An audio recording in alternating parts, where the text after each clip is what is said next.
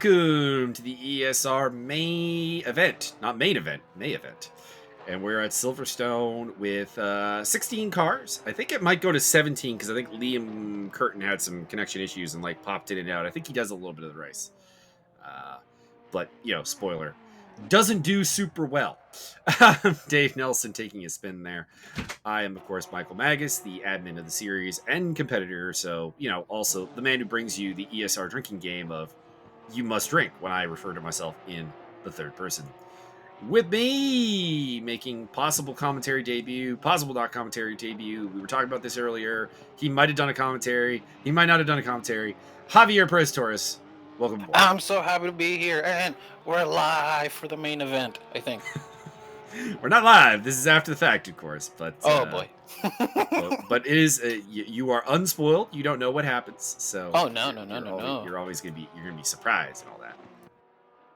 So Javi gives you your shocked, appalled, and all those like lovely sounds. Whereas I do know some of what's coming our way, but I will do my best to fake it for you. All right, sweet. I appreciate you doing that. I think that Martin is going to end up in the crowd. That's my prediction. We do have a car change from previous events. Martin Edmonds has moved over from the Aston Martin camp to the Porsche camp at their home track. What is this? Disgusting. Literally, the Aston Martin F1 team is based in Silverstone. So I mean, this is really their home track. So that's a slap in the face right there. Maybe that's why he goes into the crowd out of anger. We got the Max Simmons with the KCMG Porsche there. Lorenz Mindak, kind of at the back right now. John Barker having a rough time in the Aston Martin. He's a little bit off the pace, but we do know a little thing or two about John Barker. He's not necessarily a great qualifier, but he brings a steady, consistent hand to the race. I wouldn't be surprised if he can make up some spots. Cool hand Barker. Mm-hmm. As we wait for the cars to finish up here, Xavi Castaño-Muniz leads the Porsche attack with Albert Arjona and Matt Higgs. Michael Leibel in the McLaren. Ferrari's Dave Nelson. John Aldian, a debuter in the Honda. Has big shoes to fill because, of course, the only other Honda driver in this series, Mike Stockmill. So, oof. That's...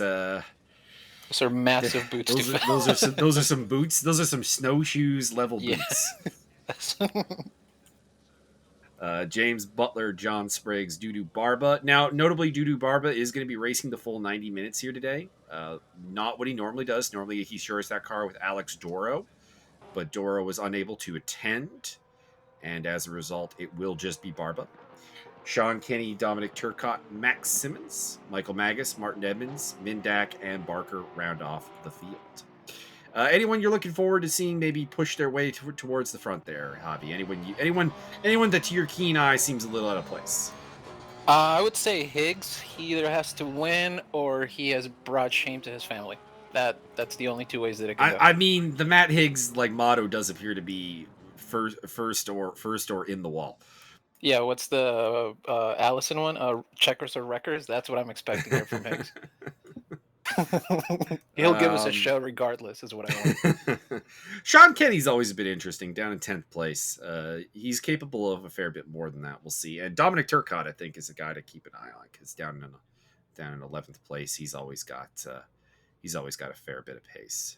Oh, and I know we mentioned him before, but Barker, he will put the jets on once the green flag gets going. Mm-hmm. He's the kind of guy to do that. I kind of wonder if John Barker's one of those guys who doesn't really go low fuel for qualifying for some reason. Because he always seems like I am of course the stat guy of ESR, so I kind of I get to see I have to look at the lap times and so on. I swear it feels like Barker does qualifying laps every race, and it's just like, have you considered taking some of the gas out of the car? No, he has done it to me in races where I'm just like, oh, he's pushing. Oh, he's not pushing. He's putting 20% more on it now. Okay, this is impossible. Bye. So we'll see what he can do. Looked a little off the pace, but small grid, double pit stop race with mandatory tires. The cars will be taking fuel because I don't believe anyone can do 90 minutes of Silverstone on a single tank. I could be wrong. I don't know all these cars intimately. I know the Audi can't do it. I suspect none of the hungrier front engine cars can either. Maybe the Porsche. The Porsche is legendary economically on fuel, so I don't know. Maybe you can do a 90-minute stint. It's just OP in general, is what I'm understanding. No, they took it away a little bit. There was a period where the Porsche really was OP, and then they. So what the deal was is that the Porsches were basically being allowed to run an engine mode that was called demo mode by the Porsche factory. Mm. And to be blunt, the demo mode was going to explode engines in the time people Oh, were using it for. that was the So party mode. yeah, the party mode. So they took that away from them, and that has kind of brought them back down to earth a little bit. Hmm. Why wouldn't So you just let them do it and let them break the engine halfway through the race? I think it's because I don't know. ACC hasn't really worked out engine damage terribly well, like a really good That model makes on sense. that. Yeah, so Mm. so They the haven't Porsches. programmed it. Okay. Yeah, I mean, I could be wrong. Could be wrong. Leave it in the comments I mean, I don't know. if it's the case. But I've never. Let me put it this way. I have not exploded an engine in ACC yet. Mm-hmm. That way. There you go. There you go. I've wrecked the front end. Non-controversial. I've wrecked the back end. I've wrecked the suspension, but the engine I have never. And I've done some things that should have killed the engine. I think I've blown a tire, but never an engine. Yeah. So there's John Aldian with the Team Honda Racing Motul colors. Very nice colors. That's Canadian. That's a Canadian livery. It does look a little like Canadian livery. I do like the Arrows car a little bit more. It's got a little bit of an orange thing going on. But here we go to the line. And here we go into Abbey. Go! Actually, this is Cops, I think. All right, now they're going into Tees and Crumpets, I believe. Cops and then Maggots and Beckets. Yeah. Maggots and Beckets is the one turn I will forever remember on this track. I think everyone does. This section here is absolutely heart stopping at times. If you hit that curb the wrong way, John Aldian off the track. Very wide line there from John Spriggs in the gold and black Porsche. Not sure what's up with that. Oh no! Aldian with a bad rejoin. Only took himself out though. We can be happy about that. If you're gonna do a bad rejoin, at least make yourself the only victim. But the debut of Jean Aldian in the Enduro Series off to a little bit of a bad start here. Big movers and shakers off of the start. Matt Higgs has gotten between Castano Muniz and Arjona. We see a little bit of a move up for Dudu Barpa. I think he started 7th. He's up, or 9th. He's up to 7th. Martin Edmonds making some moves. He's up 2 spots to 12th. So we'll see. Let's go, Martin. Another Porsche going wide. Yeah, that's Castano Muniz getting a little out of shape there, the race leader. Now, that's a McLaren livery. No! Yeah, the Golf liveries.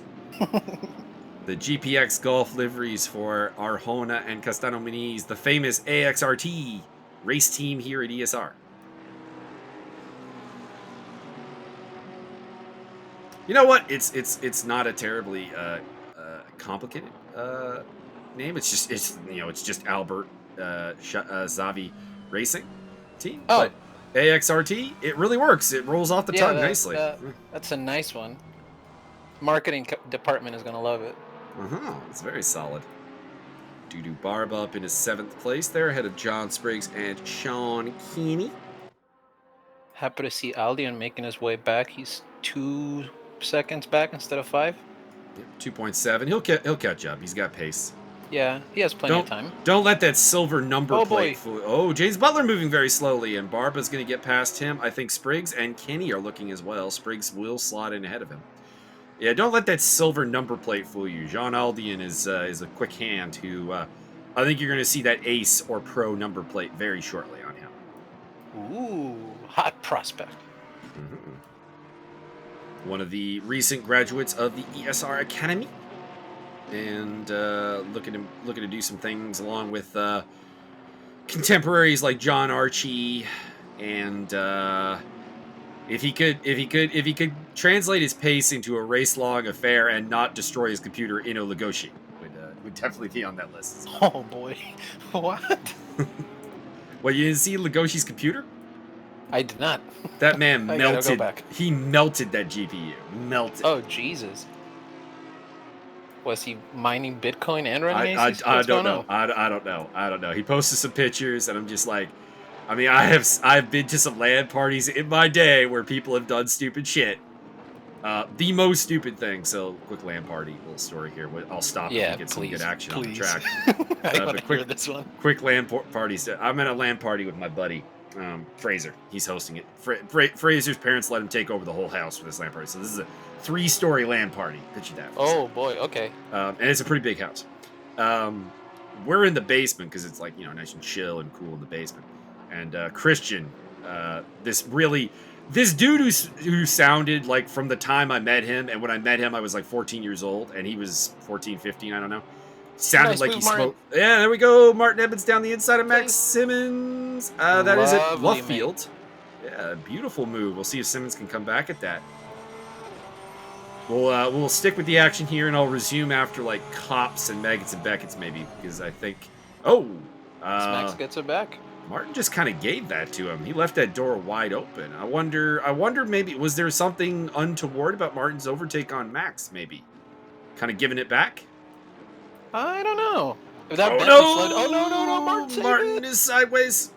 Who is the cameraman? F1 at Monaco? Frickadelli, there he is. Frickadelli There we Porsche go. off the track. Martin to the back of the field. Aldium, by the way, is overtaking Mindax, so he's already making his way back through the field. Anyways, Love it. back to the story. So Christian comes downstairs, and this dude's at like 15 years old. This guy sounded like he smoked 12 packs a fucking day. His voice is raspy. Anyways, it comes down. That's not important to the story, but I feel like I need to give that little color. It paints to it. But he comes. The picture. He comes downstairs and he's like, "We have a slight problem." And we're like, "Okay, so what's the problem?" It's just a very small, slight problem. What's the problem? He's like, "Darby's computer is on fire." And we go upstairs, and sure enough, Darby's computer is literally in flame. Like, we gotta take a fire extinguisher to this thing. Oh Jesus!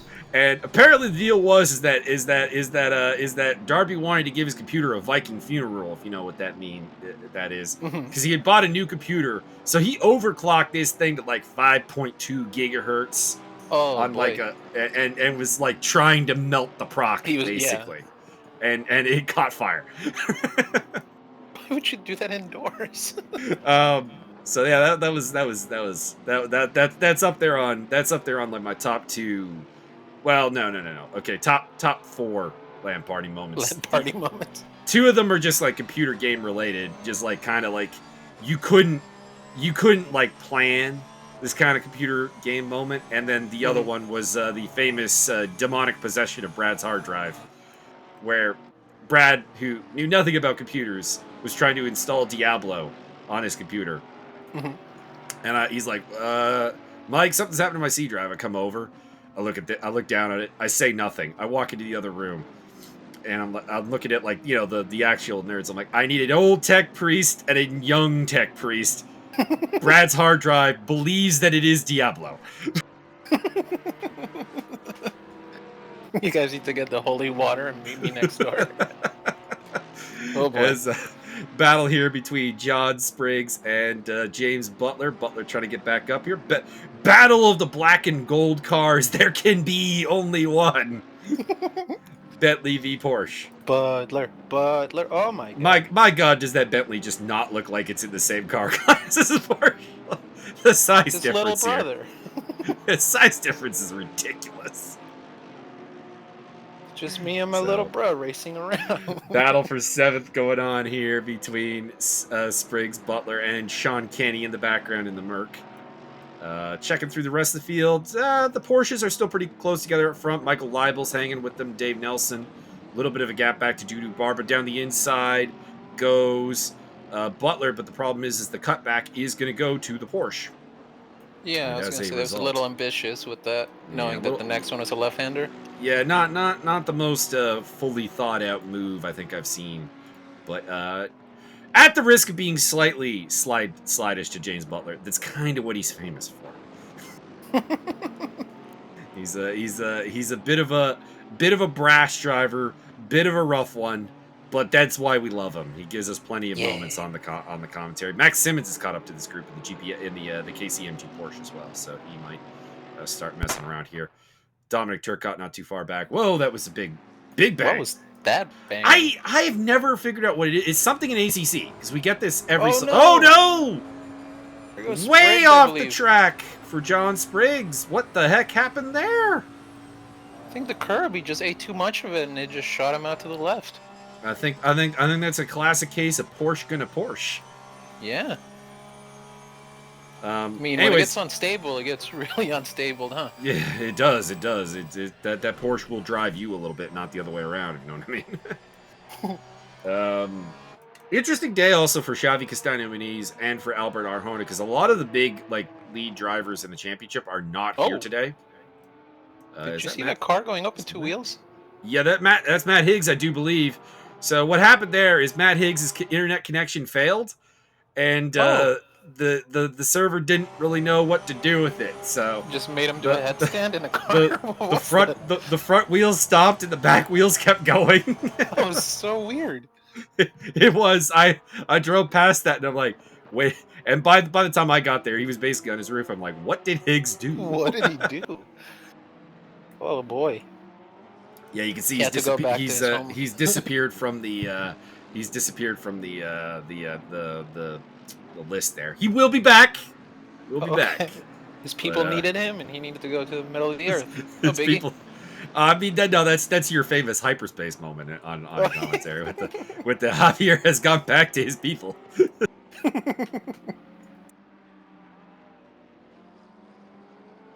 Or I can't remember who it was. There was someone who had broken the server so much that his car was up in the sky.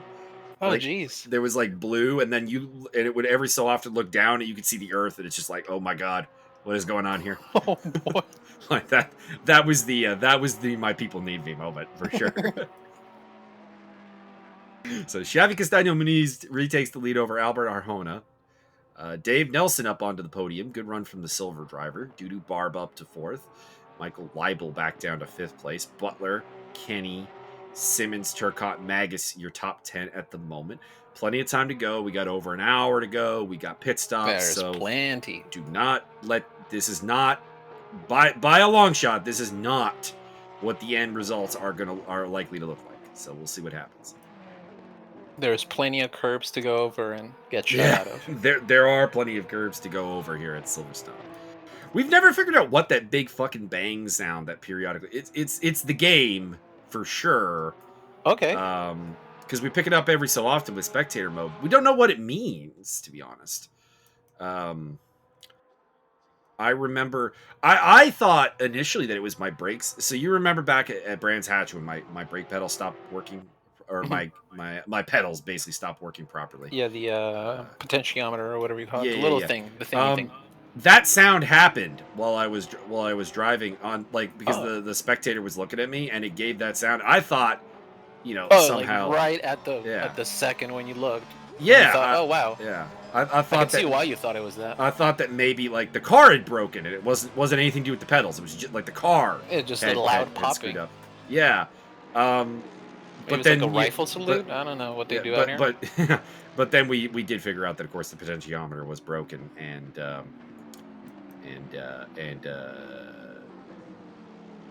or no, it wasn't the potentiometer. It was a chip in the. I think it was a chip because I opened up the control board and saw some black scorching around one of the chips. And might have gotten toasty. The thing was that the problem was that the low end of the throttle had basically disappeared. Mm-hmm. So to compensate, I was having to drive with never actually releasing the throttle, basically, to keep it going. I'd be I'd have to brake a little earlier because I'm not gonna stop throttling here because if I do, it's not gonna accelerate out of this corner. Come back. Well, the thing was that it was perfectly fine if it was a corner where you'd stamp on the throttle. You know what I'm saying? You're going full on. But anytime it was a feather throttle moment, the throttle just wouldn't respond. Any low end. Mm-hmm. any low speed corner, you're gonna be Yeah, it was a bit of a from problem, 0 which, to 100. again, And you're like, a big thank you to the community for getting me new set of pedals. I do very, very much appreciate the Fanatec V3 pedals that the community bought for me. yeah. And well, the AXRT boys are running in formation. I should check the standings real quick Oh, there's a to team see. event. It's not a team event, but Albert and Castano Muniz are always a team. Like, it doesn't matter if it's a team event. It is a team event for them. You know what I'm saying? I see Higgs coming back, and he's in the pits, I think. Well, yeah, he would have respawned in the pits when he rejoined, of course. So, All and he's right. probably facing a 2-minute control lock penalty as they basically fix the car, so to speak. Well, what's happening with Butler? Why is he going down? Looks like Butler has gone off the track in the Bentley. I don't remember what happened, and we're not getting a view of it. But he is rejoining ahead of Lawrence Mindak. Something happened with Mindak, by the way, because while he is one of these slower drivers in the field, he has dropped quite a ways off. Yeah, and, this is... that doesn't feel completely correct. So he's had a moment, I think, somewhere. ESR admin battle! John Barker, Martin Edmonds battling over 11th place. Barker. Up ahead, there's a battle going on between Magas and Aldian. Audi versus Honda.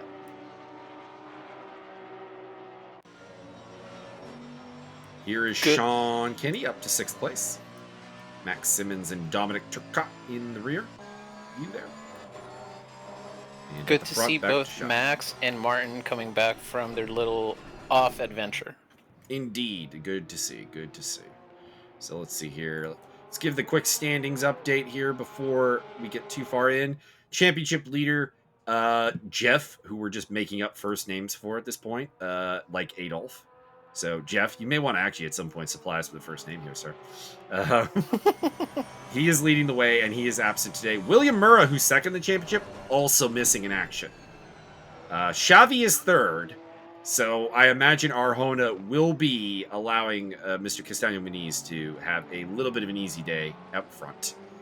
John Spriggs is in 5th place. Alistair Leckie, 6th. James P. Butler, Michael Magas, Robin Rahatchik, and John Barker, your top 10.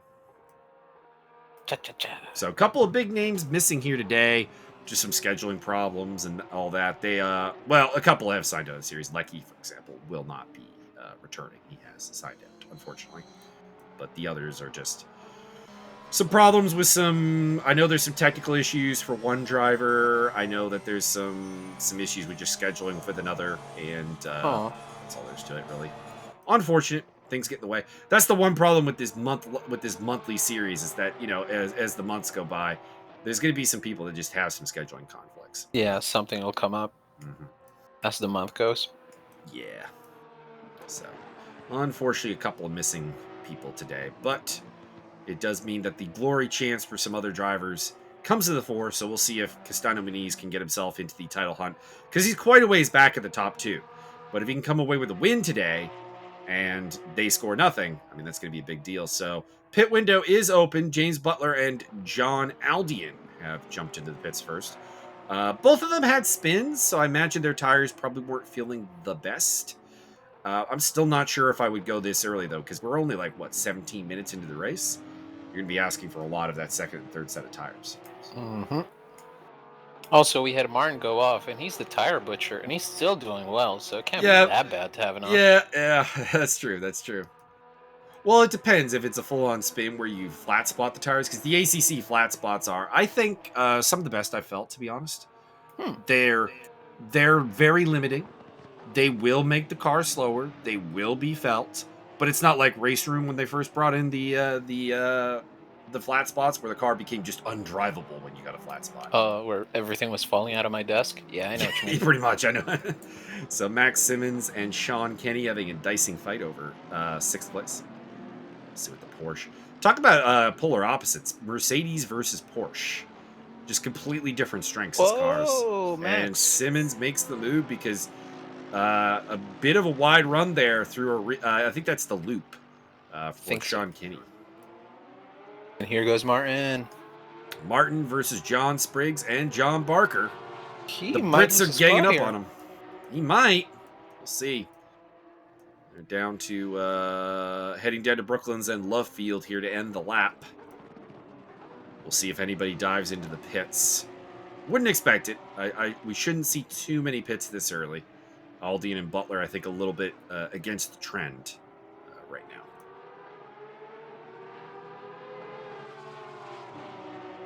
I don't know what the appeal of that Fricadelli Porsche is, to be honest. I'm not saying it's an ugly car, but like every time someone picks it, I'm just like, there are some way better looking Porsches. I don't know what's going on here. Like, do we just love the white and orange? I guess. Oh, okay. This one. I thought you were talking about the one behind it. I was like, I thought that's the one we liked. No, I like that one. No, this is the Fricadelli. The one behind is the Dynamics Porsche. I think he just likes it because it reminds him of Race Room. Coming out of the draft real early there, Martin. I think you kind of cheated yourself out of a possible overtake.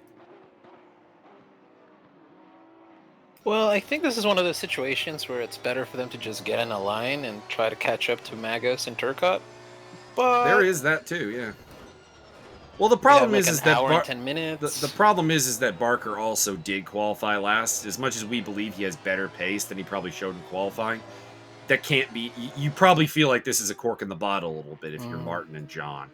John definitely would like to get through because he qualified quite high on the grid and has found himself quite a ways behind. So I think if you're John, you're definitely on the attack here. Ooh, they're both going side by side.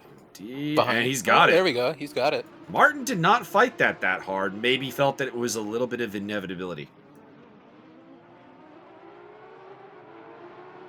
Or maybe he saw the 1 hour left on the race and didn't want to go for it. Oh, we do have a yellow flag. It was very brief. So probably just probably a small off by somebody. Small off. See if anybody is dropping down the order, but I'm not seeing anybody. So, regardless of who it was, I don't think a tremendous moment there. The AXRT boys have got a pretty commanding lead. They're up 6.5 seconds now over Dave Nelson, who's in third place. John Barker in the gunmetal and blue Aston Martin of the R Motorsports team. It's just R. It's not doesn't stand for anything.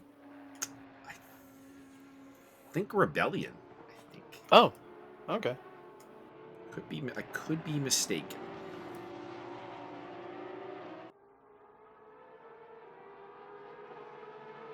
There's a lot of acronyms in GT racing, and I do not know what all of them mean. I know what WRT means. I think Spriggs is done. I think he's gonna keep putting pressure on this. Yeah, well, it's like I said. I think if you're Spriggs, because Spriggs qualified pretty high in the field, he's got to feel like this is not his battle long term. You know what I mean? He's got to be looking for the move through. Also, let's say he can't get through. Let's hypothetically say that. There's no sense in keeping the tires long. You'll go for the undercut at that point. So you might as well spend the tires trying to get past him. Also, I think John is a very good driver at managing his tires.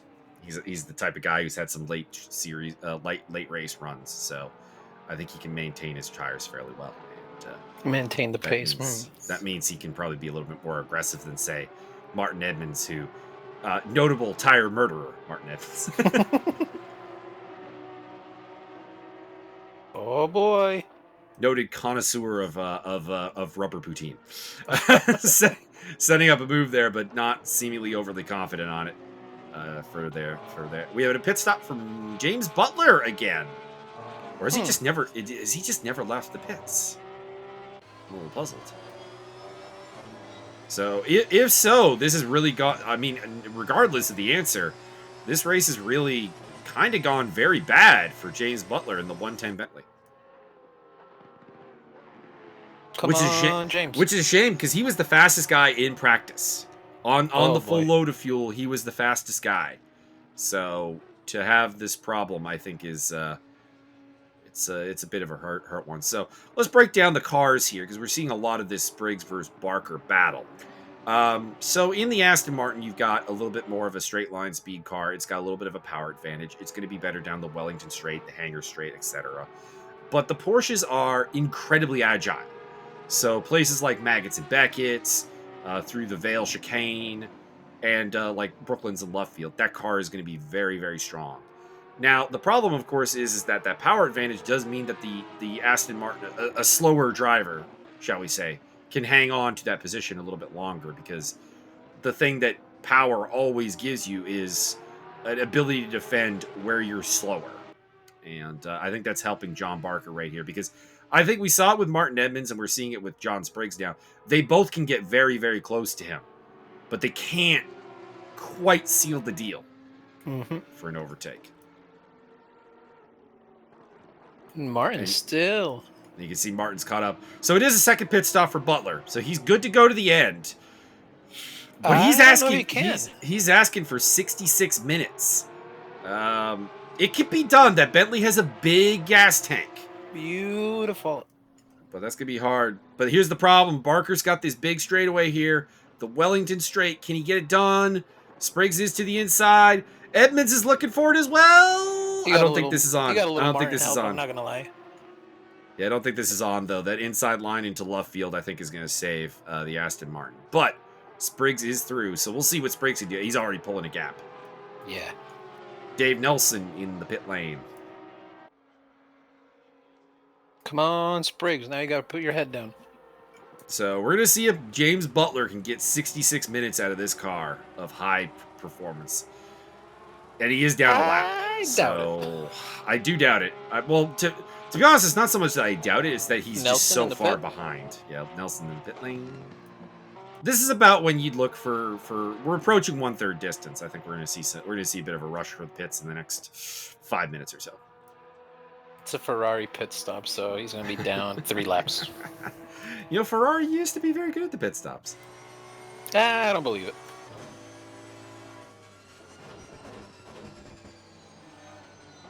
So Martin looking to replicate what Spriggs did. Spriggs has already pulled out 1.1 seconds, so he was definitely being held up. So good for him to get through there. He's now got 8.7 seconds to try to nom to catch up with Mike Magas in the Monteplas by land Audi.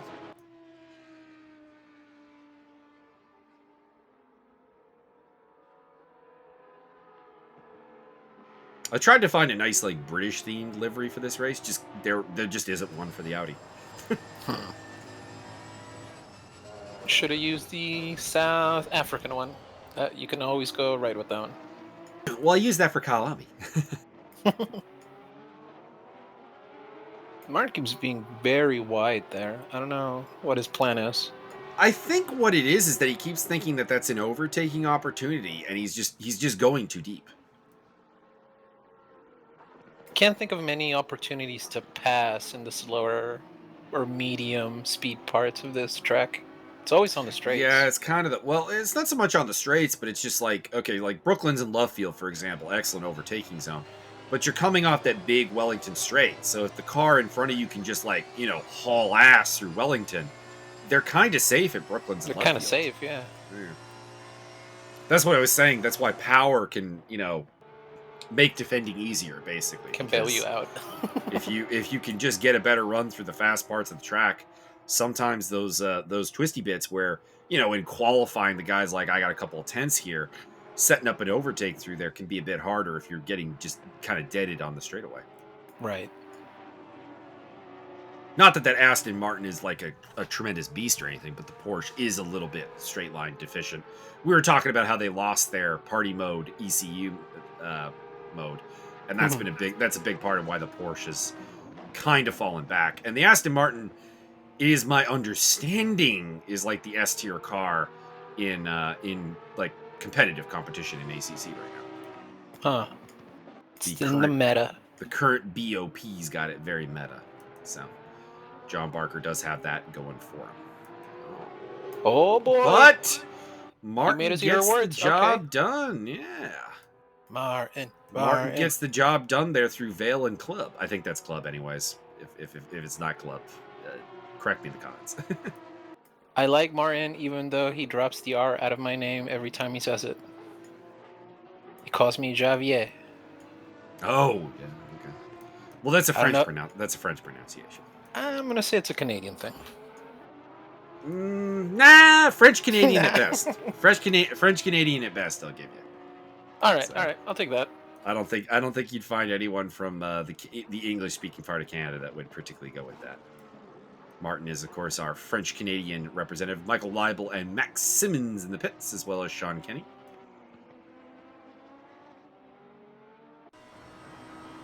Are they having a pit party now? Right on board with Michael Magas, who is actually one of the few guys who has a driving suit that isn't the default, because, of course, the custom entry list overrides driving suits. I don't know why. Come on, ACC, figure it out. I've always said it. I really like ACC. Obviously, it's a very good game. I enjoy it a lot, but there's just some weird kinks going on. Some quirky stuff. Some quirky stuff. And the one of those things is the fact that the entry list overwrites flags, helmets, gloves, suits, any sort of customization that you could have spent time on. Yeah, exactly. You can put it back in because you can add them in the entry list. The thing is that in order for me to do that, you got to give me your driver file, and a lot of people are not doing that. Come on, gang. If you want a fire suit. So I'm one of the few guys who doesn't just have the generic red driver suit. I think I have everyone's flag on because I was able to just kind of like randomly create driver files to figure out what numerical code equals what's flag. So we do have that going. These two are running away with it, huh? Yeah, you can see Xavi's got a Spanish flag there. If you don't put that in the entry list, there's no flag. It's a little bit sad. They are running away with it. These two guys are really, really good drivers. And also, I mean, it has to be said, having a team like AXRT that has 2 platinum drivers, the advantages are, well, obvious. You're seeing it right here. Right. 2 guys who are both developing that setup, both finding pace. It's huge. I don't think that there's another team in ESR that kind of like rivals what these guys can do. Jeez, I gotta get in on that. They speak Spanish. They probably like you. And they speak English. They are bilingual. Haven't talked to them a lot myself, but I'm told they are very nice dudes.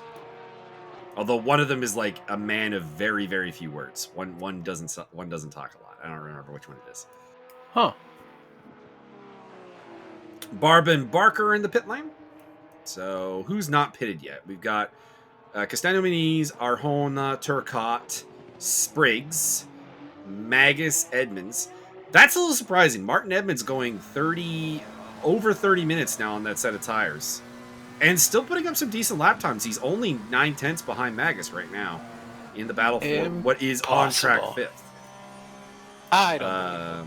And the other non-pitter is Lawrence Mindak, who maybe should get in the pits because it just looks like he needs a moment to like center himself and kind of get things going again. I know. I personally am kind of dictated on my pit strategy by my ass, and the AXRT boys are in. Going in. I have what is called I call it DBS, but it's colloquially called dead butt syndrome. So, and this is an actual thing. My doctor was explaining it to me, and I was looking at her like she was kidding me.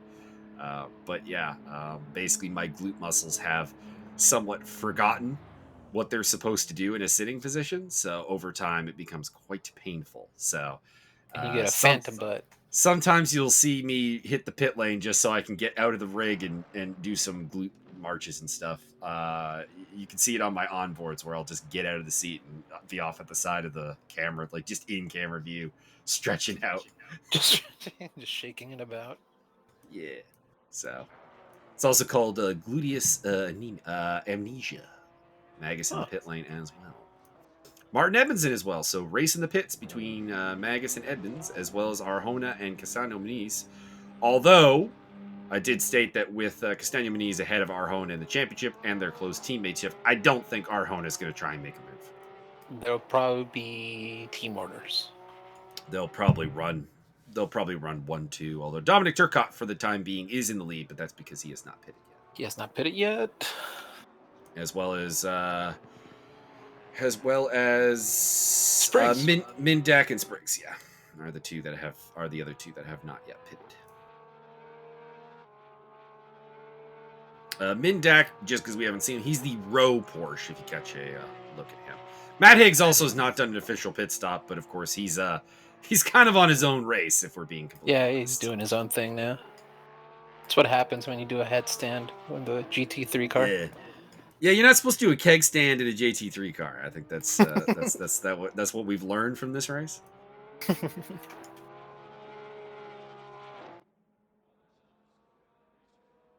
Talking about the silver standings right now, Dave Nelson appears to be the best placed silver guy. Michael Leibel and Max Simmons maybe also looking like they're going to be on the podium. No bronze drivers today. No AM category. Come on, boys, in the bronze category. You got to come back to the series, guys. There was a good battle going on in the bronze series too. I was really enjoying it, but it's unfortunately cooled down. Is Dave Brock and Logan Sword. Oh, come on. We want to see that. Yeah, we do. There's a place for the bronze fight, guys. Come on, hop on back in. Dominic Turcotte in from the lead. So is Spriggs going to stay out and lead a lap, or is he going to go in the pits? Is the question. Pit lane is the answer. Yeah, there's no point for leading laps here, unlike in the Sunday series. So no sense in stretching it a little bit further if it's not working in your long-term plans. And at this point, they've gone 35 minutes into the race. I wouldn't say the tires are degrading. You should be able to get close to an hour out of these tires without any real problem. But, the mental concentration, maybe the knee needs a little stretch or whatever. Right. It's time to get back in there. Mental fatigue, VR headache. VR headache, yeah. I know Spriggs is a VR user, so there's that. Dave Nelson in the most boring Ferrari livery. I'm sorry, I can't help but be a little anti this livery. It's there's just not a lot going on there. Oh boy, it's red. How original. Breaking the mold over here. Of course, the livery being chased down by the two McLaren 720Ss in the field, Michael Leibel and Dudu Barba. Like the purple one. I think that is Barba. That's Barba. And I like Leibel's as well. He's got the Australian EMA racing team. I don't know what EMA stands for. Mindak in the pit. Mm-hmm. He's the last one, excluding Higgs. Yeah, he's the last one.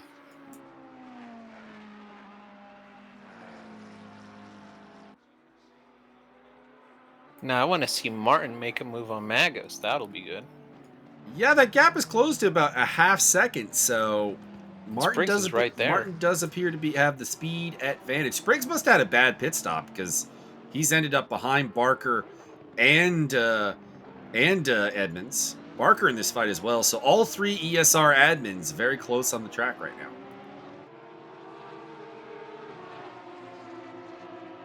It's a showdown, a throwdown. Admin can't slow down. Here we go. Also, not too. I don't think Butler's on the same lap, unfortunately. So yeah, I was gonna say he's a little bit out of this fight. John Aldian not too far back though in the Honda. He could get in on this mix as well. Come on. So we got the Audi followed by two Porsches and an Aston Martin in this fight. Around when do you think the next pit stops are coming in? Probably around 30 minutes to go. Probably in that 30 minutes to go window. Maybe go down to like 25 minutes. Who is going to push it? That's what I want to know. Well, we saw a couple of cars go long, so I mean, they're the obvious candidates to try to push it. So Castano Muniz, Arjona, Spriggs. Hey, that car has a panda on it. Yep, I Mad like it. Panda. That's the best livery. Mhm.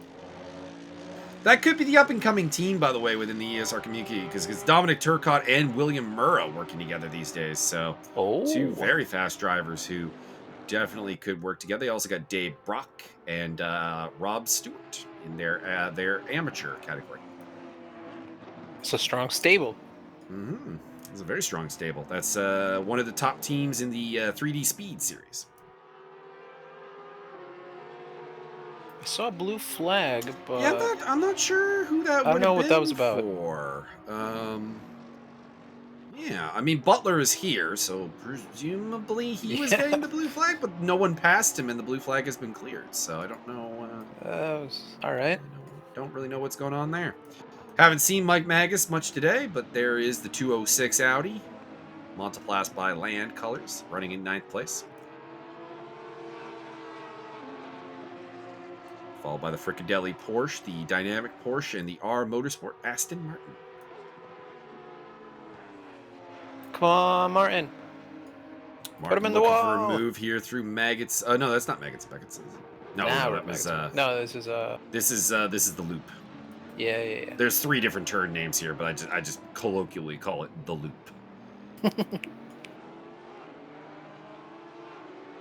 And then we're heading to the Wellington Straight, and then Brooklands and Luffield will be next. I kind of group those 4 turns together just as the loop, because if you mess up any part of it, you mess up all of it. So to You me, mess up all of it, yeah. it's just one big turn complex. Just one section. It's kind of like Eau Rouge. You know, Eau Rouge is Eau Rouge and Radillon, but everyone says just Eau Rouge. Right, it's just easier. You can't really mess up one and not the other. And So Magas putting up a 2016, not a bad lap, about 7/10 off of his best.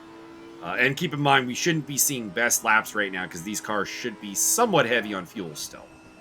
Right. We'll see around like 40 minutes probably is when we'll start seeing the proper pace, you know, the sharp end stuff. When they can give it full beans. When they got the fuel load down a little bit. Man, what happened to Butler? Well, he's done 2 pit stops, I think was the big thing. And I assume the second pit stop was preempted by some kind of damage. So that's unfortunately put him out of it. I don't think he's that far out. Like, he's down a lap, which is obviously a thing, but he does have a pit stop in hand. If he can get 66 good minutes out of a set of tires, he might come back into this fight a little bit. We'll see. But he's in that odd position where he's got to be, Martin Edmonds getting very out of shape. John Spriggs goes through, and John Barker's like, gentlemen, I will take 2. But he is unable to get the job done. But that will put Spriggs up into 10th place after Martin Edmonds had what I can only really describe as a Porsche moment. Boy. Credit to Martin, though. Had to take evasive action, and then Barker had to take evasive action. I gotta say, I'm impressed by how Martin's handled this. He changed into this car a day before the race. Oh boy! And the Porsche is a very difficult one. So to see him out there running, not necessarily positionally speaking, because I mean 11th place in a 16 car grid is, you know, not amazing, but he's in there mixing it up with some good drivers who really know their car and have been in these cars for a while. So it's good to see him mixing it up, because like Barker, that Aston Martin and Barker have been like a married couple. John Spriggs has been a Porsche guy for a long time. Mike Mag has been an Audi guy for a long time. So like these are guys who are very comfortable in their cars, and in just 2 days he seems to be, you know, in that pace bubble. John Aldian in the pits. That's an early pit stop. We'll see. It's a bit early.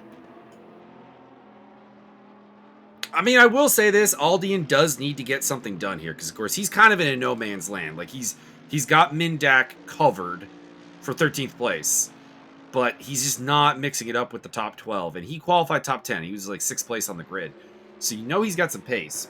But maybe this is just a roll of the dice from the Honda team to try to make something. Do something out of it. They can't play it safe. and get anything better.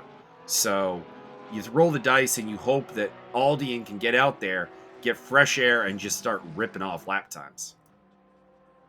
But it puts him in a similar situation to what I was talking about with Butler before. In order for Butler to get himself in this, he needs to be running some really good lap times right now, but he's also got to preserve those tires. And it's obviously like 47 minutes is not a problem on the tires, but if you're burning qualifying laps, those tires are going to go down quick. So we'll see if this gamble pays off.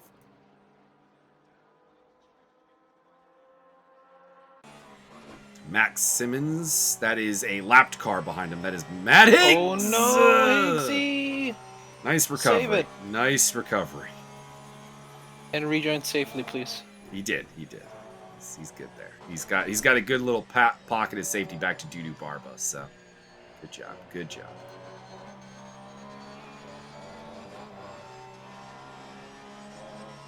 Oh, KCMG.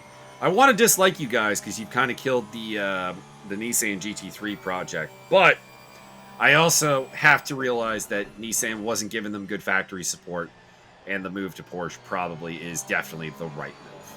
So there is that. There is that.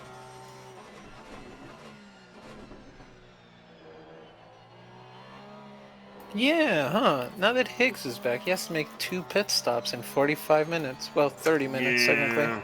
Yeah, I think unfortunately for Matt Higgs, he's out there running in 16th place. That's where he's going to finish. He's a member of the audience at this point. Yeah, more or less. He's let's see, what is 15th play point wise? 15th. Oh, that is 0 points too. That is Well, I was right.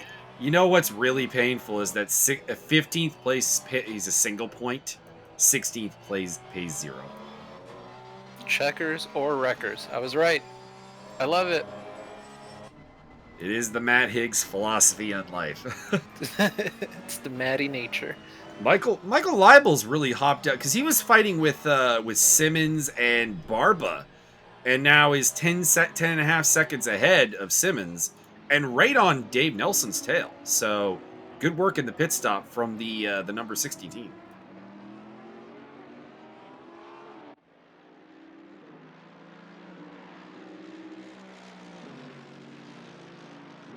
Man, Sean has been. Oh, Nelson spins! No. That was Nelson. That was Nelson in the Ferrari. That was Nelson, no. Oh, in a very unsafe place. I don't think he was rejoining though. I think that's where his car just ended up. No, it just ended up, and I was worried he would get picked up by someone. Yeah, John Aldian was really close there. Dominic Turcotte in the Mad Panda Motorsports car. This is what the default gloves and everything looks like, for the record. Even the helmet? Yep. Oh. Helmet's not bad. I like that helmet. Everything else maybe is it would very be plain. like Panda related. That's why it's black and white. No, it's not. It's not the default for the car. It's just that is the uniform that the entry list gives everyone if you don't specifically tell it not to. Huh. Just got lucky, I guess. There might be a Panda helmet. There are some codes for real life helmets if you want to look up a driver. So I guess you'd have to look up what is Ezekiel Perez Compact's helmet is code wise, and that might be a Mad Panda because he is the Mad Panda driver in real life. Max boy. Simmons, just let him through, Max. Just let him through. He's faster than you. Good guy, Max. Felipe is faster than you. Sean Kenny running in 7th place. He's made up good ground. He was started the race in 10th and is running in 7th now. That's good. Been a fairly quiet race, but it's been a good race for him. We pick up on the battle for 9th place. Magas, V. Spriggs, V. Edmonds. I think we saw these three have a fantastic battle in the GT2 series at Suzuka, if I recall correctly. Ooh. So we're just getting the sequel here. Just getting the sequel. Higgs back in the pits again. Okay, what are you this doing, would my be friend? This would be his first pit stop, mandatory pit stop. So, I mean, he's got to get him out of the way at some point. Oh, okay. That looked fairly easy. Spriggs gets a really good run there into Brooklands. Now I will kind of peel back the curtain here. I was struggling into Brooklands a lot during this race, so that was a weak spot on the track for me, and it's a strong part for the Porsche. So I think that was where he would have the best chance to go for it, and that is 9th place for Spriggs right now as they head into Cops.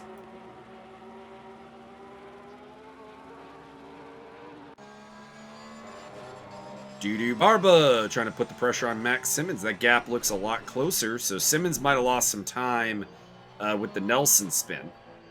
Because it looks like might have lost some time with the other car getting through. Might have slowed him down. Yeah, because Nelson's gotten back through on him, so yeah, that would slow him down a fair bit. So Barba now with the opportunity. Barba's never done a 90-minute race though, so we'll see how he holds up because he's been doing the driver pairing with Alexander Doro, the only 2-driver car in the field. So today is it's a unique challenge for him. Yep, got to stay focused and not be fatigued.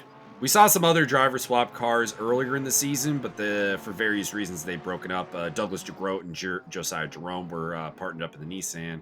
And the Jaguar team of Josh McLaughlin and Dominic Turcotte, who was here today.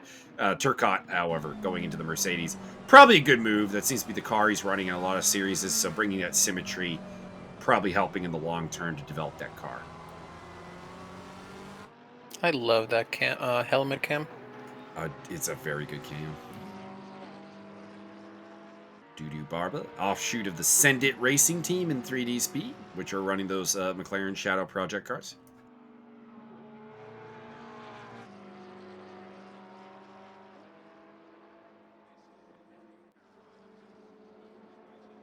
He's getting a mirror full. We'll see if Simmons can hang on to that top 10 or that top 5. Barba, of course, it should be mentioned, actually is a silver-rated driver, despite the fact that he's running the pro-colored number plate. That's because of the swap with Doro, because Doro, of course, holds a platinum rating. And as a result, the combination is a pro. But Barba, unfortunately, we were unable to change the number plate because I was not informed till day of that Doro was not attending. So Barba racing as an ace driver, despite not holding the prerequisite rating.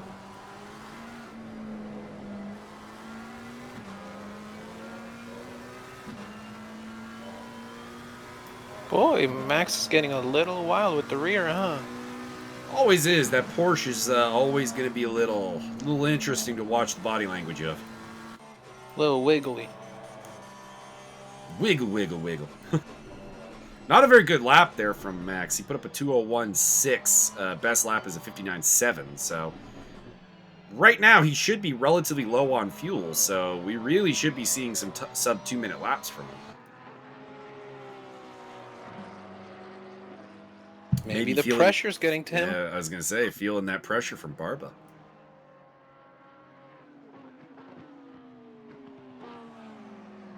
Whoa! A lot of lateral drift there through Brooklands.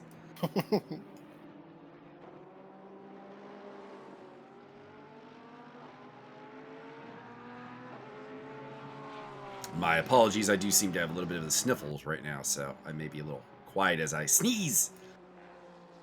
True, and bless you. Do you like Max sticking around with it here? I mean, you want that top 5, so yeah, like I can't hate on it, and I don't think he has the pace to keep up with Nelson and further ahead because, I mean, we saw Nelson spin and then almost immediately get back past him. Like it does feel like this is his high point, his high threshold.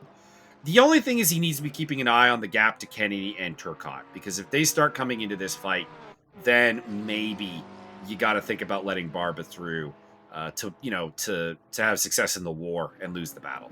Mm-hmm. But I think right now he's got a 7-second gap back to Kenny. 7.2. This is a top 5 position. It's also, he's in a good spot silver-wise. He's third amongst the silver drivers, and there's no silver driver close to him. Like, the next silver driver is Mike Magas back in 10th place. So I think this is absolutely the right move for Simmons right now. But he does have to be paying attention to where Kenny is as the race goes on. Sean Kenny starts throwing down like 59s while Simmons is doing, 31 or like 2-minute ones, 2-minute twos, then it's a bit of a problem. But Boy, that's wide, and then he picked up the curb. that's a big sausage curb. Mike Magas apparently just put down his fastest lap, 2-minute 8:43. As they come to the line for another lap, let's see if he beats the lap time. Or no, this is not actually the finish line. This is the fake finish line. Yeah. That's the problem. So the old one, I don't know. That maybe that is the old finish line. Yes. Silverstone, of course, one of those tracks that has two different pit entrances and two very different layouts. Dave Nelson, by the way, in the pit lane. Makes sense. I recall Nelson was one of the early pit stoppers through the first set, so makes sense that he would be the second to blink here. Aldian having done his second pit stop quite a while ago, and is asking for a pretty good run here, but we'll see if it works out. As in the meantime, battle for Mercedes supremacy commences between Sean Kenny and Dominic Turcotte.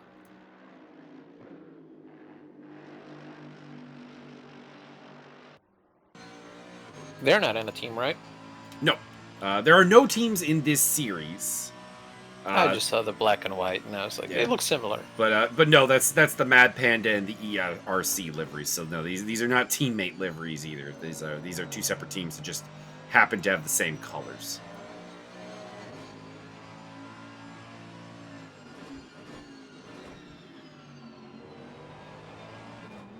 Sean Kenny is with the WRT team in the Blancpain series, teaming up with Brandon Baker and Matt Higgs. They've been a bit of a powerhouse so far.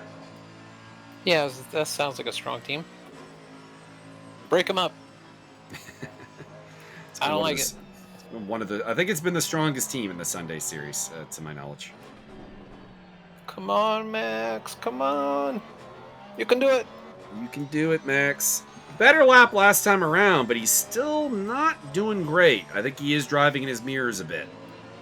Needs to kind of ignore the car behind him and just get out there and push a little bit. We're coming towards the end of a stint. It's the time to burn up any excess tire you got. Or if the tires are gone, you need to get in the pits. Like Lawrence Mindak is doing. Interesting, because Mindak was a really late pitter the first time through, so he's a bit early now. Admittedly, not like Mindak has much of a race going on. Sean Kenny... Oh, no, not Kenny. Turcotte going. Turcotte in the pits, yeah. Not like Mindak is really racing with anyone, so maybe just rolling the dice, trying to figure out if there's any way he can bring that car into contention.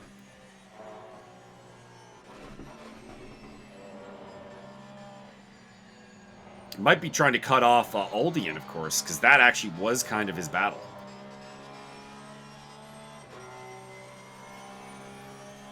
So Turcotte going for the undercut. I'm not really sure if this is a great move. With 33 minutes left, I mean, I guess it doesn't really matter.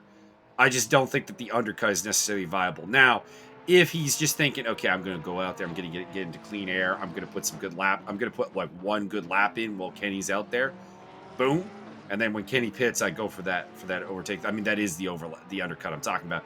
But the undercut is not really going to give necessarily a tire life advantage. Is what I'm saying. Right. But we'll see what happens. Turcotte is coming out. We are on board with the Porsche Max Simmons in the KCMG colors.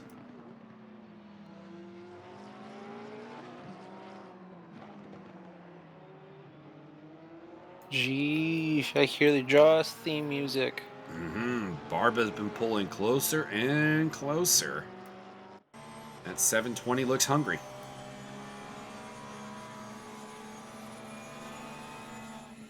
I don't know. If you're going to try to break the draft... Oh, no! Yeah, there it is. I was going to say, you have 30 minutes left. Just let him by at this point. Yeah, Simmons with problems at Brooklands. And Barba cracks the egg. Michael Leibel in the pit lane. I am interested. What is the gap between Aldian and Mindak? Is there anything at play there, or is that kind of just laps? A done deal? Guess we're talking in whole numbers now. Yeah, it looks like that might actually be a lap. So Mindak's race, which never really looked like it was going to be great, if we're being honest. Doesn't look like it's going to be particularly better. His only real thing may be with a play with Butler. There it is, 25 seconds back. So yeah, not really much going on there. Does look like he's well clear of James Butler. Unless Butler can really nurse those tires, yet still push. That's not really going to be much of a battle. And that leaves us with really the whole thing to sort out with Edmonds, Spriggs, Magas, and Barker. Still. I see a McLaren coming out of the pits. That would be Libel, probably.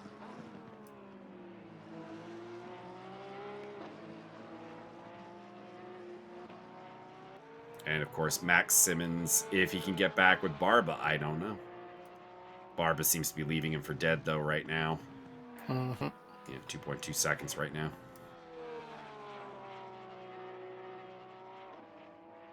And then there's the whole Turcotte versus Kenny thing once Kenny comes into the pit lane. Yeah, when he comes out. And then we got to keep an eye on Spriggs, Magas, and Edmonds. Mm-hmm. And Barker in that fight as well. Yes. A little bit behind at this point. Libel's kind of mixing it up in there. So Libel came out in a bad spot. Because he's 6.3 back at Edmonds, so he'll be in traffic pretty soon. And it's battling traffic. It's not like it's easy traffic. Like that's a three-way fight that he's catching up with. We go back to Muniz watch. And as much as he's not in that fight, there will be no blue flag to assist him. That will be green flag racing. I know those guys. I don't think they'll get out of the way anyway. Max Simmons into the pit lane. You know what? Arjona's making a show of it at least. He's letting him know he's there, at least. Sean Kenny in the pit lane. Interested to see where he comes out.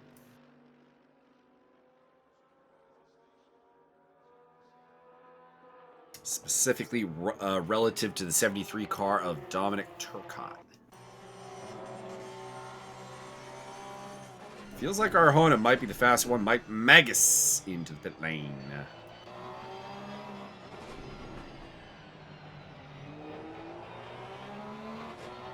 Should be seeing most of the field come in at this point because we are into the last 30 minutes. The last third of the race is here. So right. get the fresh tires on. Drive through from Michael Libel. Is that an off-track thing? That's got to be it's got to be a track cut because he was out of the pits for some time. That can't be a pit lane infringement. That's got to be a cut track penalty.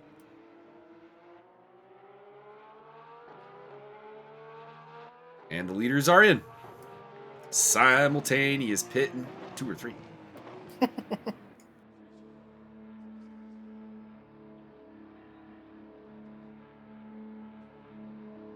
By the way, I think it's genius that Fanatec got in as a sponsor to the SRO GT Challenge series. I think that's actually really smart.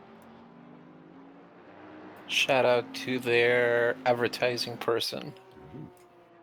It's definitely going to get the brand name out there, both in sim racing and for people who watch the actual races. And go, what the heck is that? What's a Fanatic? Yeah.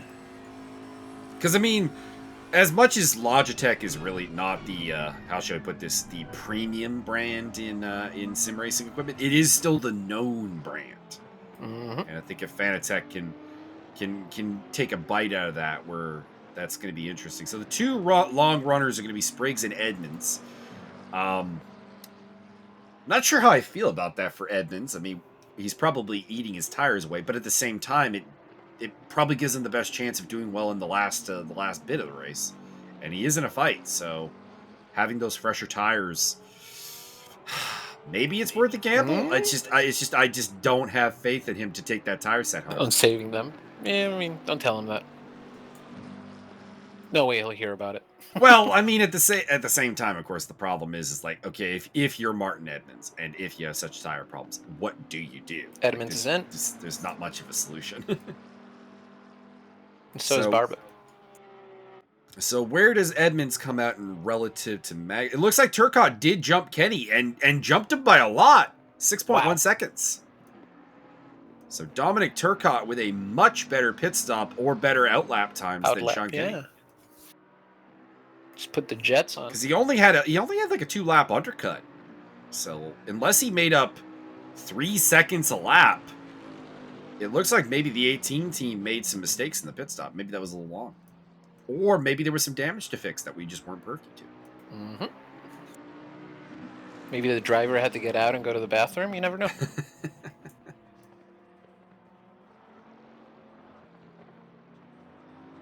I have it on reasonable authority that most GT drivers will just go in the car. Frankly. Spriggs is going to go long, huh? He is the long runner here, which has put him up into 3rd place on track, but the guys he's battling with are Edmonds, Magas, and Barker back there in the 10th, 11th, 12th range. Just can't imagine you stay out much longer. I was gonna comment on the gaps between them, but I don't think the 51.2 second gap between Edmonds and Magas is accurate. I think that's a timing update that we need, and there it is. Magas is actually ahead of Edmonds by 5.8 seconds. Looks like Martin has fresh tires, though. Looks like Barker has fallen out of that fight. He's 7.9 back. I just don't know if he can make that up, but we'll see. Might need to worry. The drive-thru. Might need to worry more about Jean Aldian at this point than going forward, unfortunately. And the drive-thru for Michael Leibel. Be interesting where he comes out, because he was looking for a podium here today, and this is heartbreak. Yeah, a silver win and a podium may be getting robbed from Michael Leibel right now.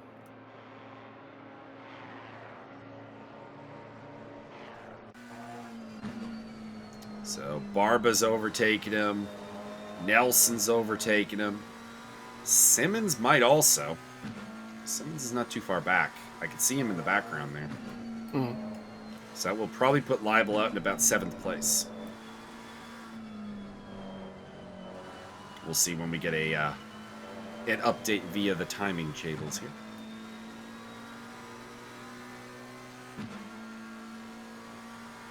Yep, Nelson's got him. Barba's definitely got him as well. Let's see, is he ahead of Simmons? Nope, Simmons has got him. What about okay, he is ahead of Turcotte, so down to 7th place. Still on the silver podium, still having a good run, but that's got to hurt because he was looking at an overall podium before that drive-through. Man, that drive-through just kind of stopped the whole momentum. And I know sometimes those track cut penalties can just seem unfair. Frankly, I've seen some. I haven't gotten one, knock on wood, but I have seen some ones where it's like, that's a track cut. Okay. Some outrageous Sal D'Amato levels of calls. Yeah, there was a couple at the Spa race with Stavlo and people just going a little bit wide in Stavlo and it giving them the warning, and it's like, I don't know about that. Now, is that a thing you can adjust in the settings of the server, or is that just ACC? That's an ACC cut and dry. That's nothing you can do about that. Oh, brother. Yeah, unlike Race Room, there's no for lack of a better term, stewarding settings to an ACC server. You just get, I guess, what the SRO rulings are. What they say, it's right. Yeah. And you're not always going to agree with the track limits, I guess is the end of the story there, because sometimes you're gonna cut the track real bad and be sure that you're getting a penalty and it doesn't come, and then other times it's like, really? Just outrageous stuff, huh? Like Imola at Aqua Minerale is a good example of this. Like if you get wide at Aqua Minerale, it gives you it'll give you that warning. Despite the fact that Aqua Minerale kind of has built-in like anti-track cut technology called "It's fucking bumpy out there." The suspension will explode. It's called "The suspension will die if you do it a couple of times."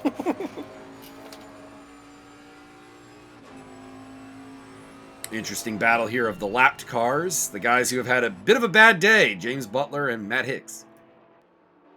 Higgs. If you're Butler, you just let Higgs through because Butler is on some super old tires at this point. What is he at to? He was at 60. He's at 44 minutes on this set of tires. So Jesus. yeah, you just let Higgs cruise by there, my friend. Now, I am gonna say it though. We were talking about how I didn't know about this 6. He is caught up to Mindak about 10 seconds. So Butler is making inroads into Lawrence Mindak for that 14th place. It's just 1 point. Like, it's just 1 point different. But that's a pretty big deal. But it's a point, okay? Mm-hmm. He is making it work. Let's see where when we hit the start finish line here. What are our lap times here? I'm actually quite happy that we got Butler on the screen right now. So he's not running great laps right now. 2022 is pretty slow. But again, faster than Mindak. It's down to 11.6. He's eating into him by about probably about a half second a lap at this point. And Ooh. I mean, what do we got left? We got about 10. 21? Yeah, there's not enough time at that rate. He's gonna have to increase that delta. Now, how much did he lose due to the lap scenario? That's the big question. So I'm gonna be watching that gap. I'm gonna see if Butler can pull the hero run here in the third run. Come on. Yeah, it's down to 11 seconds. So he took another half second in just the first sector. If he's doing that in every sector, that's 1.5 a lap. He might have a shot at this. He might. Come on, James. I mean, the tires are definitely falling off, but it just looks like maybe Mindak's kind of run out of a bit of mental energy at this point. This doesn't look like he's doing very good laps. Kind of scared for Spriggs. 5.5 left for the pit window. Yeah, I mean that's still 2 laps. Yeah. I'd be thinking it. I'd be thinking about it, but it depends on what times he's running. Like if he's out there running like 159s right now, you stay out and you try to get clear of that fight with Magas and Edmonds and Barker.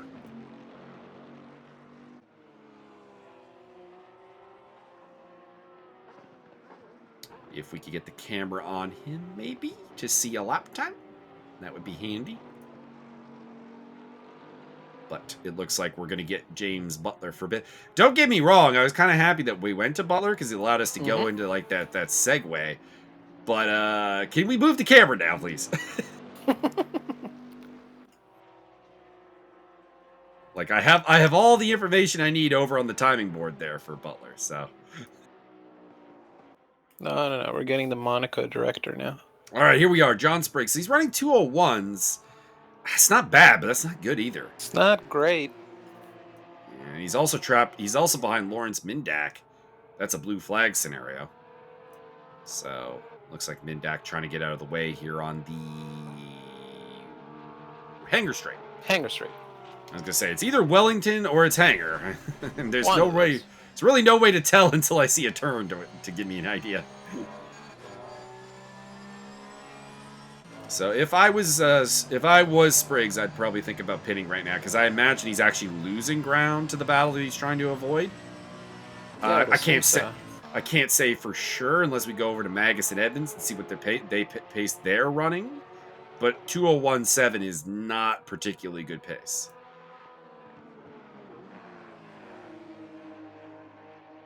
Feels like those tires are probably a little worn.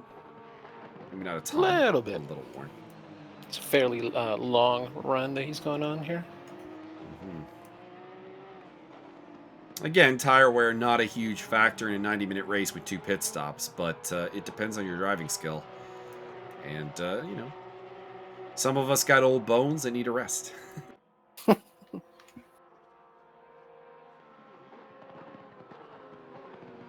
I know Martin's nursing a shoulder injury. I, of course, got my DBS that I explained earlier. There's some other guys with some relatively known issues.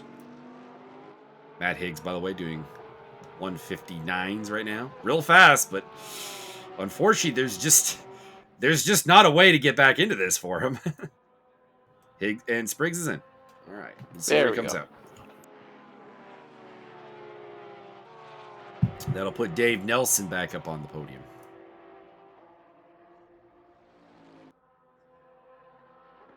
Man, Sean Kenny just looks like he's falling off the bubble. It's 12 seconds now, almost 13 seconds to Turcotte. Turcotte jumped him in the pits and is just plowing away. Ran away with it, yeah. Matt Higgs taking a lap back against Lawrence Mindak, who very smartly just gets out of the way quite quickly. Very nice. Very nice to see, because, that's not a fight that Mindak's in. That's not a car that matters to him. Let him do his thing. Right. A little wide. You're gonna get a drive-through, aren't you? I don't think so. I think if God if I recall correctly, the track limits at Stowe are actually fairly forgiving. I do remember actually. I uploaded my onboard of this, of course, the other day, and I do remember specifically saying that I was surprised that I wasn't even getting warnings for going off there a fair bit. So looks like that's one of those examples of like kind of just weird track limits. Like you feel like that should be a track limit issue, and it's really not apparently. Shame. That gap between Mindak and Butler is down to 5.8 seconds. This is going to be a thing. Butler's going to have a shot at this. Come on, Butler. Alberto kind of dropped back. Almost 2 seconds. Well, again, they're way out in front. Maybe it's maybe a little team orders at play here. Again, Castano Muniz is the guy vying for the title. Arjona, really not. Actually, I mean, just after what we saw, because Arjona's had a terrible season. He DNF'd the first 3 rounds and only picked up a 16th place last time out. He's got 6 points to his name. Really? So he's been cursed. So yeah, there's a long way to go. Like we're not even halfway through the series, but one has to say, Castano Muniz has got a shot at bringing home the title. Arjona really doesn't.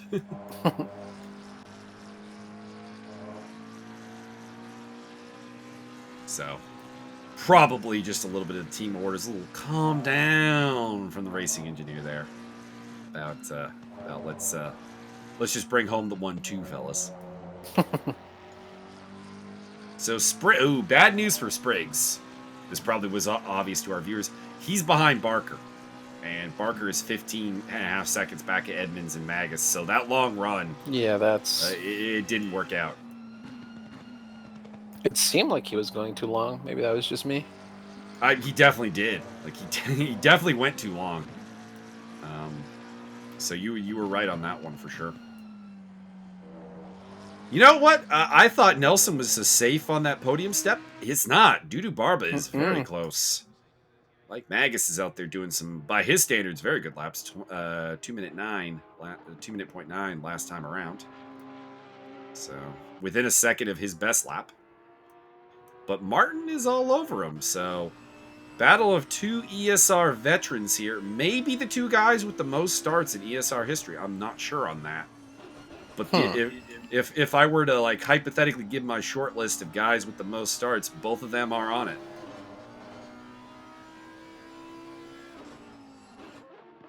Don't have actually much history racing each other, so very interesting to see this. Because normally, of course, Martin a little bit more towards the front than Magas. But Magas has been putting the time in on ACC, and Martin's been a little lazy about that. He just switched cars. Give him a break. Well, in general, Martin's had a hard time finding love with the ACC, although apparently he does really like that Porsche. So I think we're going to see a lot more of Martin in the ACC realm. Sweet. So Audi v Porsche, not brand mates per se, but 2 brands that are owned by the same company. Both part of the absolutely colossal Volkswagen empire.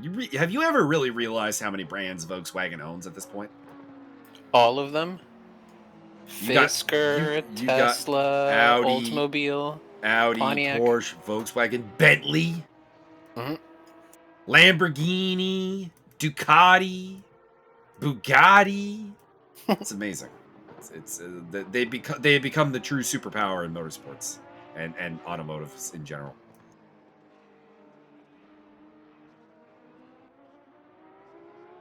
Unless they make diesel engines.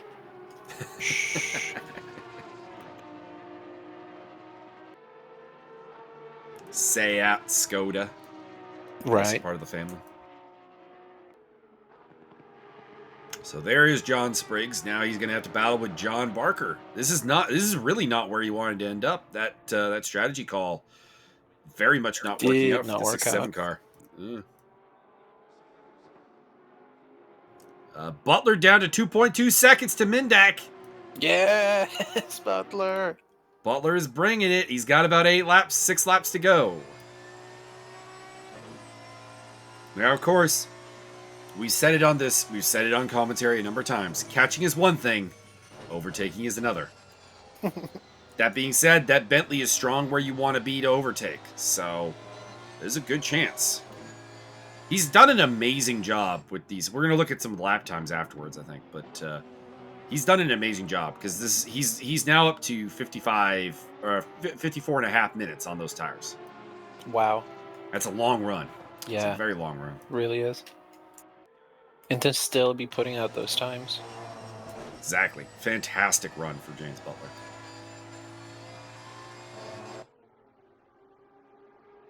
Sergio Perez-esque.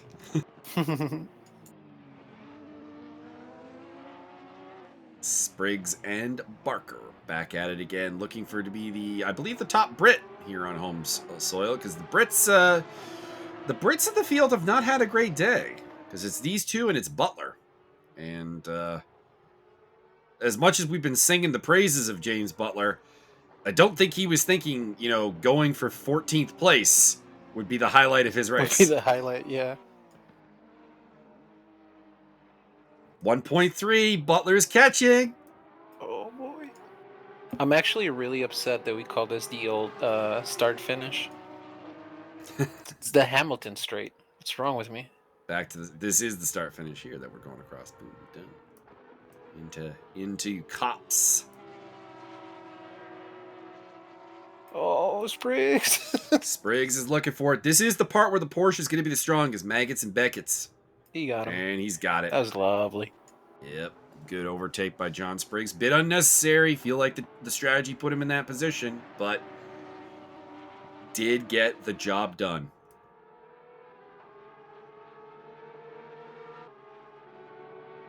Oh, Butler's doing it. Yeah. 0.7 seconds. Mm-hmm. Love that would probably be where I'd want to get the camera to right now. I know Barker is. There it is. There it is. Butler, yep. Mindak. My lord, Mindak's car. The amount of munched up. The amount of rubber on that side, on that door there is, wow. That is dirty. All right, Bentley v Porsche, 14th place on the line and 2 championship points. Also a silver spot in the line. Not sure what the point difference will be there. Mindak, relatively new to the series. He's not a guy who's thinking about a championship or any kind of trophies. Just trying to establish himself here in the ESR community. And as Matt Higgs and Martin Evans go... Martin, you might want to let him through, Martin. You might want to let him through, Martin. You might want to let him through here, Martin. This is not a fight. Madman, just stop. This is not a fight you want. This is like 3 lap down Matt Higgs here. Just let him through. Just let him through. You're losing time. Magas is pulling a gap. Mm-hmm. That gap was 1.4 seconds. I want to see what it is at the next timing line, because it looks to me to be bigger now. Oh, Higgs.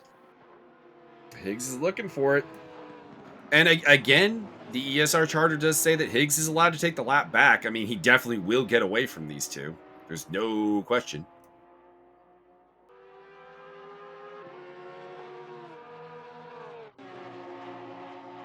Let's see, do we have we should have an updated... okay, Edmonds closed in a little bit, actually, through Maggots and Beckett's there. And does let Higgs... Finally, that's him there. Yeah, there you go. Terrorize Magas, Higgs. Do it. Magas will now be not shown the blue flag, but the sort of theoretical blue flag, as it were.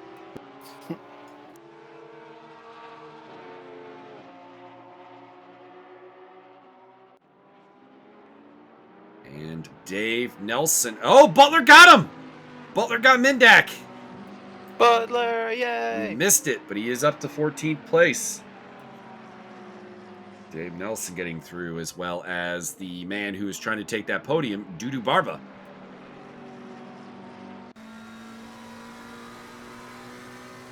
Oh, it looks like Barba does have a slightly... Oh, no, I think Barba gave me a racing suit, actually. So he's got the black there. Or it might be different by car. Possibly. Yeah, I was going to say maybe the car has a default. Maybe. I could look at the entry list and probably find out. But, man, these Porsches have a lot of brake dust and rubber on them. There's a very heavy buildup here. They do get dirty really quick. Mm-hmm. We saw it on Mindak's car, but we're seeing it on the GPX guys as well. A lot of black excess, shall we say, on these cars.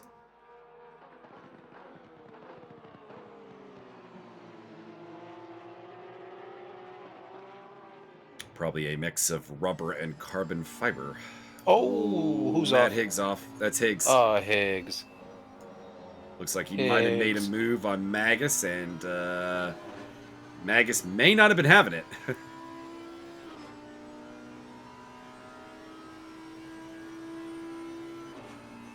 Now, I will say the difference here between the Magas blue flag scenario here with Higgs is it appears Magas is actually pulling away from Edmonds. So, while he is still kind of exploiting or putting himself in a somewhat zone of danger, as it were, he is at least apparently going quickly. Whereas Edmonds, from what we could see, appeared to be doing some almost defensive line stuff that was costing him time. Magas just appears to be just doing his line, and I mean, if Higgs can find his way through, Higgs can find his way through. Send it, Higgs. Put him in the wall. We here at ESR do not encourage people to put people in the wall, but but Byron Dirksen does. The Audi by comparison to the Porsches looks very clean, actually. So interesting. I think it's the green, though. Interesting. Well, I don't know. But there's some white there. There's some white there to work with too. I don't know. It's interesting if there is actually a bit of a difference in the modeling as far as the build-up. Right. Not sure. For a second, I thought Higgsy went into the back of him. I heard a bang, and I was like, "Oh boy!" Oh boy! So Magas really has nothing to worry about, but Edmonds. He's quite a ways behind Sean Kenny, so I think he'll keep him behind. Any forward momentum is not really. It looks like he is going to let Higgs through here into Maggotts and Beckett's. Go. And Edmonds is right on his tail.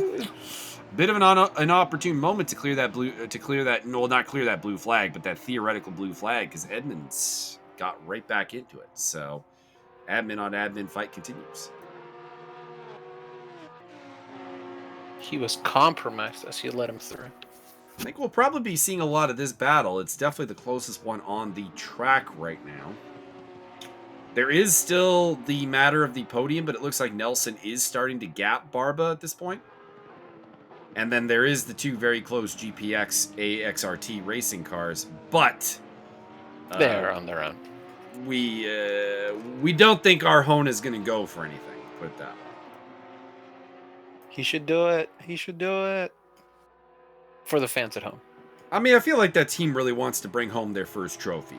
Like they've got some team trophies polished up in the room there, but no actual driver titles. And like we said, Arjona, just because the luck has just not been there. It's just not in this fight. It's up to Castano Muniz to bring home some of that singular gold for the team. Saw yellow for a second. That was weird. Let's see if anyone is dropping. It doesn't look like it. So, maybe just a minor thing.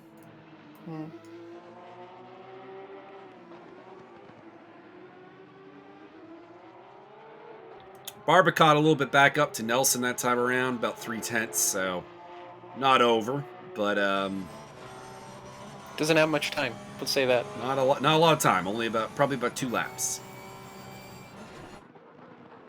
Maybe 3, because we're seeing the leaders go through Brooklands and Lovefield here. If they cross the line with more than 2 to go, we'll get that extra lap. Right.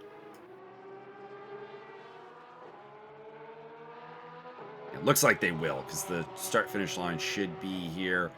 And we are, I think, just barely going to get an extra lap. About 10 seconds, maybe. Mm-hmm.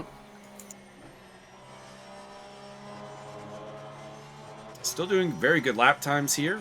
Castano Muniz doing a 49.6, so... Edmund's getting closer. Cruising, yep, down to 3/10. Simmons is very close to Turcotte, but he also, I think, just fell behind Turcotte. That might have been the source of the yellow you were talking about.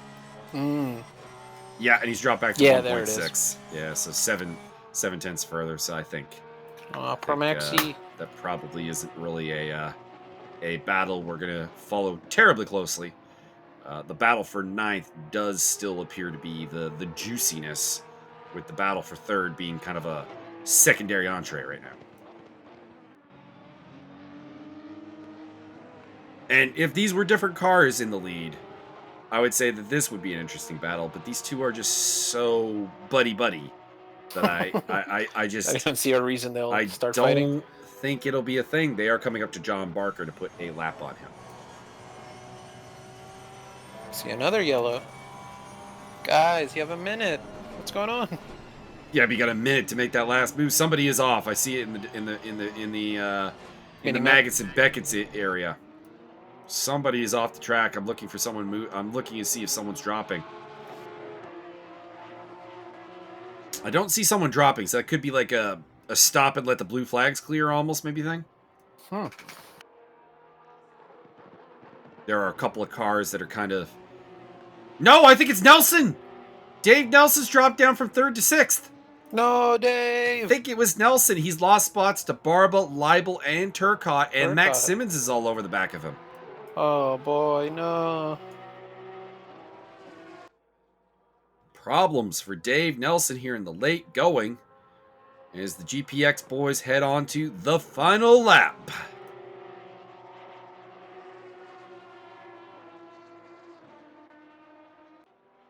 GPX got to be very proud with this result right now. The sponsors got to be happy. It was a great performance by them. Mm-hmm.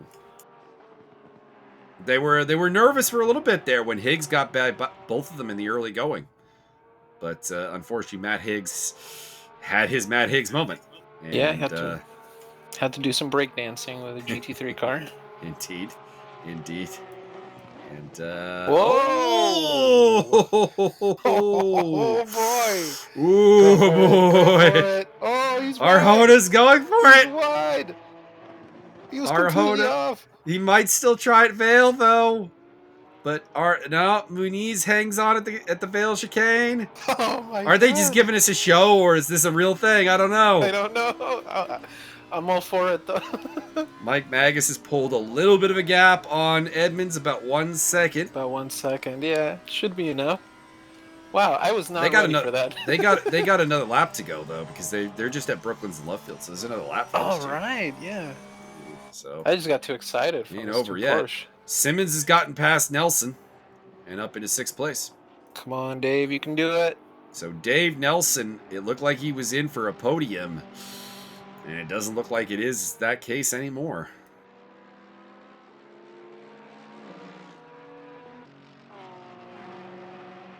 Now I got to bring up the Spectre because we got an extra lap there that maybe everyone was thinking. What do you think about fuel? Ooh, I think they have enough though. Most of them stopped. So. Yeah, they ever stopped late, at like the 20-30 mark, right? Yeah, around there. Except for Butler. Butler is the one that I'm a little worried about. Now that you mention that, checkered flag out. Castano Muniz does get the win. El ganador. And we wait the results for the final podium spot. Dudu Barba currently hanging on. I think he's got a good gap back to Leibel, so I don't think there's really much going on there. Oh. Max Simmons overtaking Dominic Turcotte. Nelson also in the mix there. So what's up with Turcotte? Turcotte fighting. So I have to keep him onto behind. the Wellington Straight. Think you need a more draft? No, he's just slowing down. He's just slowing down. Fuel? Oh, Fuel? Yeah, you're right. Nelson's slowing too. Oh my god. That extra lap that the GPX guys put everyone on Just did them in. might have just done them in. We got 2 cars moving very slowly. Absolutely crawling. They're out of fuel. And Max Simmons is a big win. It looks like Butler may have run out of fuel just at the end because he's stationary. So Simmons gets 5th place.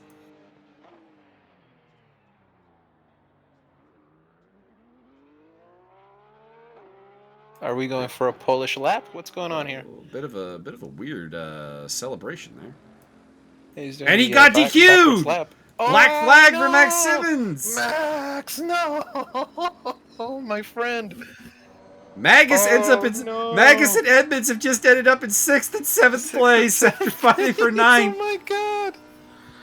Oh Lord! Yes, get the fireworks working. Wow! Yeah, they overtook Turcotte and Nelson on who are still haven't finished. Oh my Lord! Oh no! They didn't make it. They didn't make it. No. And Max Simmons getting himself a disqualification.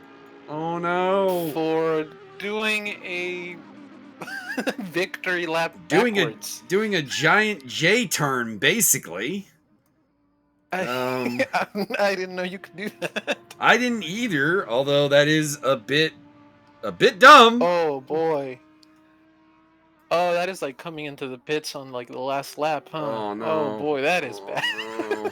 I should have. I'm sorry. I'll probably have to make a stewarding decision on that with whether that penalty's going to actually stand, because it was at the end of the race. Although, yeah, it was at the end. That being said, I imagine that would get you a black flag in real life for like safety standards. Would. Like, I'm assuming all the stewards would be out with flags waving. They don't want you. Yeah. Doing a Tokyo drift and then going backwards. Yeah, that's it's not usually what Max, you do. No. I cheered for you, bro. we were in Team Simmons there, and oh man. Oh boy. It all came crashing down. No. It came crashing down in a bad way. Oh boy. Boy, what an end. I really did not know it was gonna happen.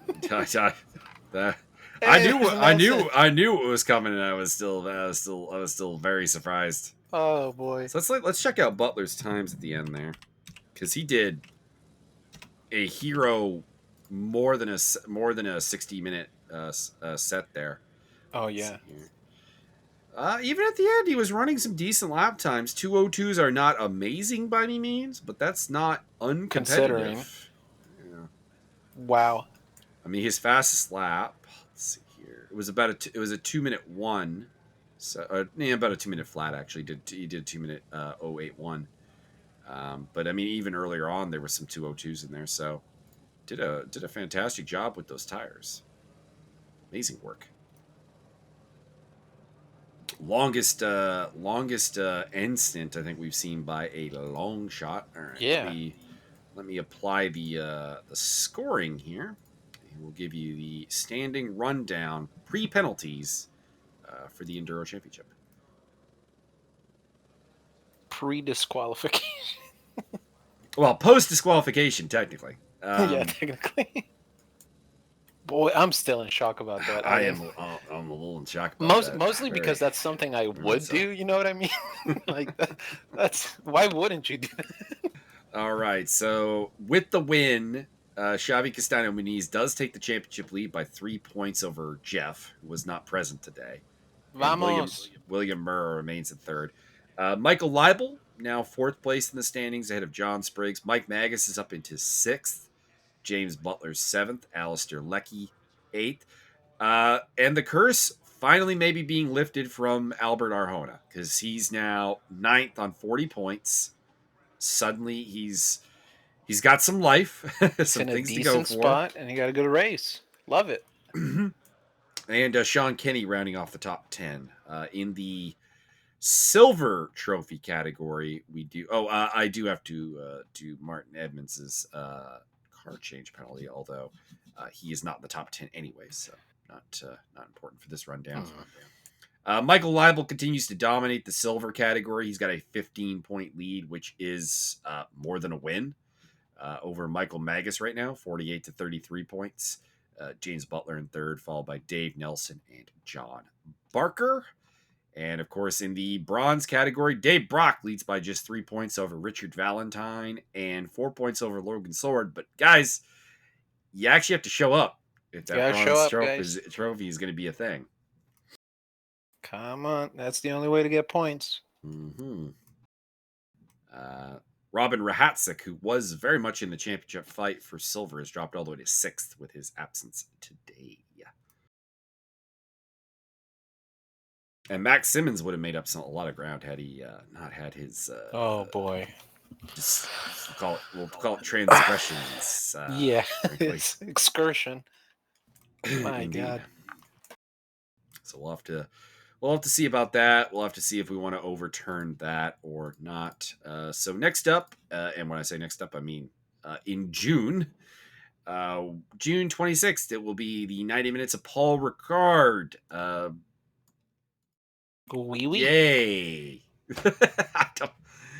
I don't know. That's a place. It's with a track. It's a place. It's a place. A lot of the big gyms of the series have come early. We've done Nürburgring, we've done Spa-Francorchamps, Silverstone, Suzuka, Bathurst. So we now have a little bit. We have a little bit of the weaker tracks right now. We got the doubleheader of Paul Ricard in Barcelona, but then we go to Monza. Okay. Imola, Hungaroring, and Kyle Almy to round out the season. So that's all we got today. Mr. Javier Perez Torres, do you have anything you want to add? Keep watching ESR and show up to the races. Indeed. And be nice to each other. And also, I was talking earlier with someone about most interesting F1 seasons. I wasn't alive to see it, but I feel like if anyone was alive to see the 1982 World Championship that had 11 different race winners, that might have been a thing. That might have been good. Yeah, I would have been around for that. Looks like nobody had more than 2 wins over the course of the season. It's pretty amazing.